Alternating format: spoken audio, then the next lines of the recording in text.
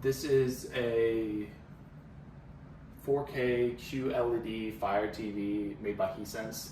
This is the 65-inch version of it, and this has honestly been a fantastic TV. For the price that I bought it for, I really wasn't expecting too much, and maybe last for about a year at most, but we've had this for about a year and a half, and this thing has held up. It's been extremely intuitive, extremely easy to use. The picture quality is fantastic. It also has 60 hertz, which most movies and TV only use 30 hertz, but if you want to play games at 60 hertz, it'll allow you to actually play those games at 60 hertz, and it looks absolutely fantastic.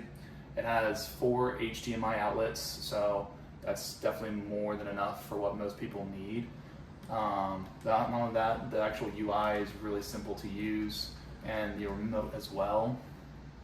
You already have some pre-programmed channels in here. We only really use Prime Video and Netflix, but if you have Peacock or you want to use DirecTV, you can use that as well. And it also comes with Live TV, which there's not too many things on there, but that is a bonus that it has. But overall, great TV and extremely easy to use.